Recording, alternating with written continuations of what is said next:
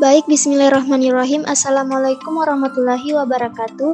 Perkenalkan, nama saya Amanda, stambuk G701201114, kelas M dari kelompok 3, Prodi Farmasi. Baik, pada kali ini saya akan menjelaskan mengenai praktikum biologi modul 4, yaitu tentang pengamatan hewan. Kita masuk di sistem pencernaan. Sistem pencernaan merupakan sistem yang memproses mengubah makanan yang menyerap sari makanan yang berupa nutrisi-nutrisi yang dibutuhkan oleh tubuh. Sistem pencernaan juga akan memecah molekul makanan yang kompleks menjadi molekul yang sederhana dengan bantuan enzim sehingga mudah dicerna oleh tubuh. Kemudian sistem reproduksi. Sistem reproduksi merupakan kegiatan berkembang biak sehingga melahirkan keturunan yang bertujuan untuk mempertahankan keberlangsungan spesies hidup di dunia. Kemudian perbedaan katak dan kodok. Katak bertubuh langsing dengan kulit basah atau lembab, berlendir tipis dan halus.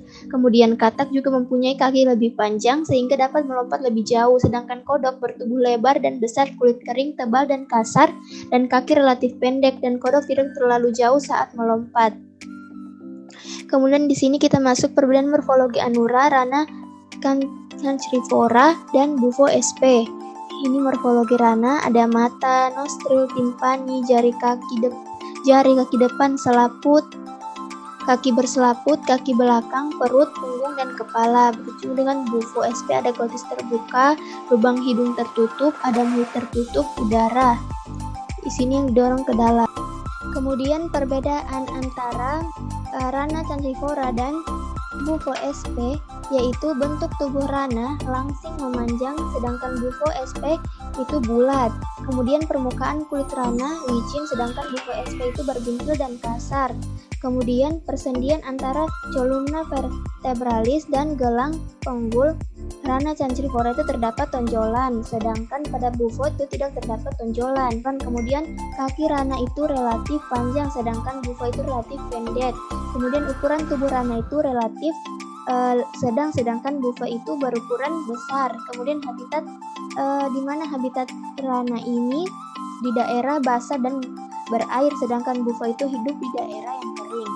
Kemudian kita masuk di sistem pencernaan. Sistem pencernaan Anura itu ada kerongkongan. Kerongkongan berfungsi sebagai pengantar makanan dari rongga mulut menuju lambung. Kemudian di sini ada usus. Usus halus berfungsi sebagai tempat penyerapan sari-sari makanan. Kemudian usus kosong berfungsi untuk penguraian nutrisi, penghisapan nutrisi, hipofilik, dan penghisapan air. Kemudian ada usus penyerapan yang berfungsi untuk menyerap kembali zat makanan yang masih dibutuhkan.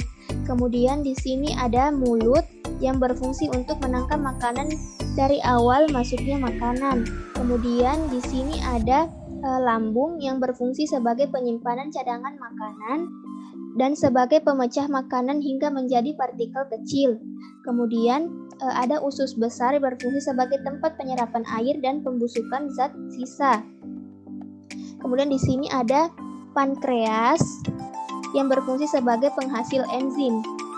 Kemudian ada empedu yang berfungsi sebagai tempat kantung empedu yang berfungsi sebagai tempat penyimpanan cairan empedu atau cairan yang berperan penting dalam proses pencernaan. Kemudian di sini ada kloaka yang berfungsi sebagai alat atau saluran pengeluaran. Kemudian kita masuk di sistem reproduksi Anura. Di sini ada lemak tubuh yang berfungsi untuk memberikan struktur pada membran luar setiap sel tubuh. Kemudian di sini ada testis, sepasang testis pada jantan itu yang berfungsi menghasilkan sperma. Testis katak berbentuk oval berwarna kuning dan terletak di atas ginjal. Kemudian ada ginjal yang berfungsi untuk mengeluarkan air yang berlebihan. Kemudian ada saluran sperma yang berfungsi sebagai tempat menyalurnya sperma. Kemudian ada ureter yang berfungsi bertanggung jawab dalam proses pembentukan serta pembuangan sisa metabolisme dan juga kelebihan cairan dalam bentuk urin. Kemudian ada kandung kemih pada jantan dan pada betina yang berfungsi untuk menampung urin sementara sebelum dibuang melalui proses pembuangan. Kemudian di sini ada kloaka berfungsi sebagai tempat dikeluarkannya sel sperma bersama urin nantinya. Kemudian di sini Pada betina itu terdapat ovarium dan oviduk, di mana pada katak betina terdapat ovarium yang berfungsi untuk menghasilkan ovum. Apabila telah matang, maka ovum tersebut akan ditampung oleh suatu corong yang dinamakannya infundibulum. Kemudian di sini ada oviduk pada betina yang berfungsi sebagai pembuahan dari tabung sperma dan sel telur. Kemudian ada metamorfosis katak, dimulai dari telur katak, kemudian menjadi kecebong tanpa kaki, kemudian berlanjut menjadi kecebong dengan kaki, kemudian menjadi katak muda, lalu menjadi katak dewasa. Ketika masih menjadi kecebong, katak ini bernapas menggunakan insang, sedangkan ketika menjadi katak dewasa, dia menggunakan paru-parunya untuk bernapas. Sekian dari penjelasan materi tentang pengamatan hewan modul 4 dari saya. Kurang dan lebihnya mohon dimaafkan. Saya ucapkan wassalamualaikum warahmatullahi wabarakatuh dan terima kasih.